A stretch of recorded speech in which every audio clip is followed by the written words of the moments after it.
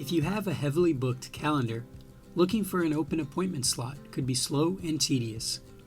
In this instance, you may find it more beneficial to book appointments from the new appointment page. This is the best approach for booking if you want to see availability options without having to scroll through the calendar. Clicking on New Appointment brings us to a series of steps that allows us to filter our search results based on John's preferences. Now that we know where the new appointment page is located and when we should use it, let's walk through the process of booking a new appointment. You'll notice that some fields have a red asterisk next to them. These fields must be completed. We must first select whether John wants a single service or a package of services. For this demonstration, let's say he wants a single service, a sports massage. In the search criteria, we must first select the number of guests.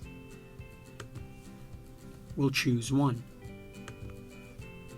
Next, we select the desired service. To select the service, we must first select the category that service falls under. If you offer a wide variety of services, it's not always easy to keep track of them all.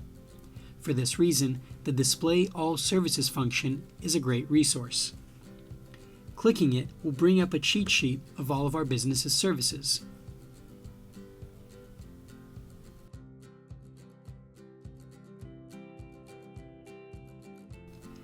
Today, we want to book a sports massage, which we can see here falls under the category of massages. So back in our new appointment page, we click on Service category and select Massages.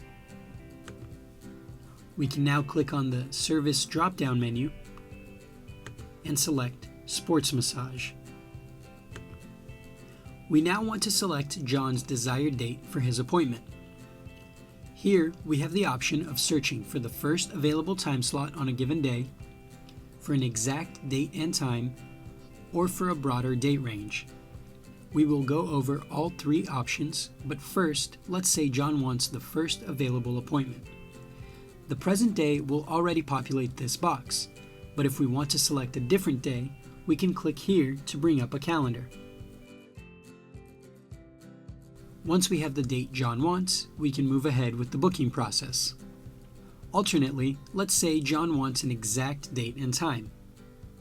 Specifically, he wants a sports massage on March 3rd at 12:30 p.m. You'll notice that next to the time drop-down menu is a plus or minus 2 hours search feature. Checking this box will display all available appointment slots within a 2-hour range of John's requested time. So if 12:30 is not available, for example, but 12:45 is, we can at least see that availability and suggest it to John. The last option is to select a date range, so if John's schedule is flexible and he will take any available appointments between March 3rd and March 8th, for example, we can see those availabilities. Now that we have a date or date range selected, we can specify any preferences John may have in regards to the staff member who performs his massage or the room where his massage is performed. John does not have a specific staff member in mind, so we can leave that field blank.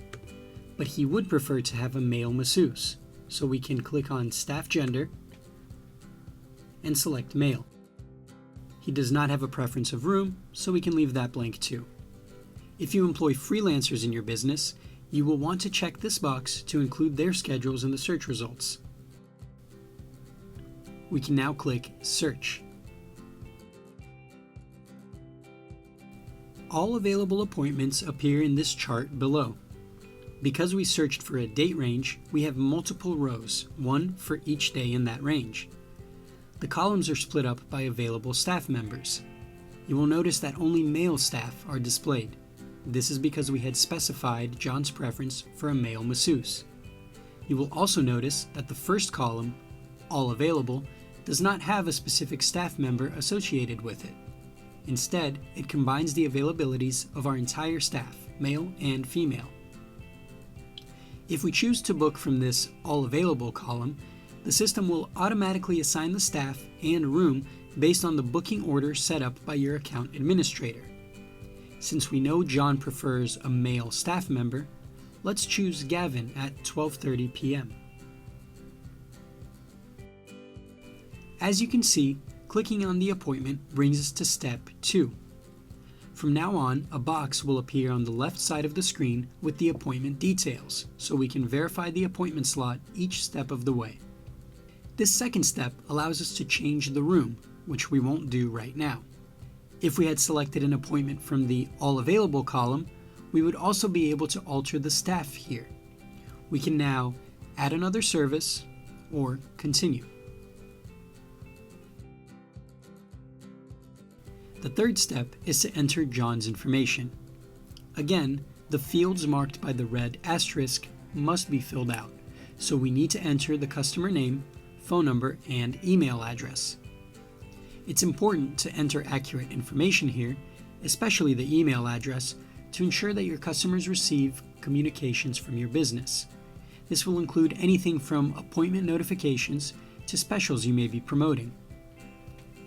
You'll notice that as we start to type John, several customers are suggested. These are all the customers saved in this business's customer profiles that match the search criteria, in this case, any names with a J. If we select John Williams, the remaining fields will auto-populate with the information we have on file. If John were a new customer, the information we fill out here would be saved in a new customer profile for any future visits. If we select the Receive Emails box, John will be sent email notifications regarding his appointment. This includes a confirmation email and reminders. For now, we will skip the non-required information below, but remember that the more you know about your customers, the better your relationships with them, and the better experiences you can provide them. We can also edit or add information in their customer profile, which we will cover in the customer records video. We can now either enter payment, which will bring us to step 4, or we can continue, which will skip step 4 and bring us to step 5. Let's click Enter Payment.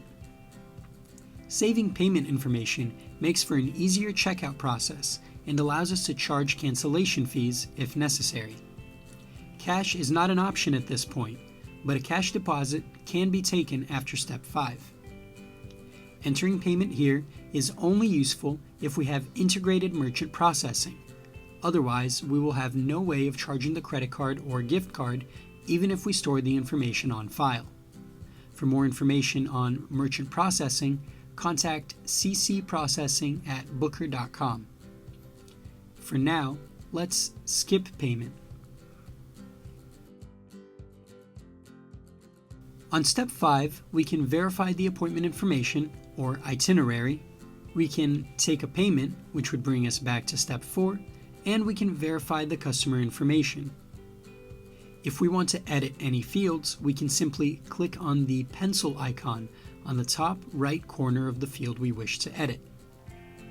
Before finalizing the booking, we can choose to repeat the appointment regularly instead of making it a standalone appointment, and we can add any notes that would be beneficial for our staff members to know going into this appointment. John mentioned that he injured his back playing basketball, so we can write that for Gavin's reference. Clicking Complete Appointment will add the appointment to the calendar and take us to the View Appointment page. Now let's go to the calendar by clicking on the Appointments tab. We can see John's appointment under Gavin's column.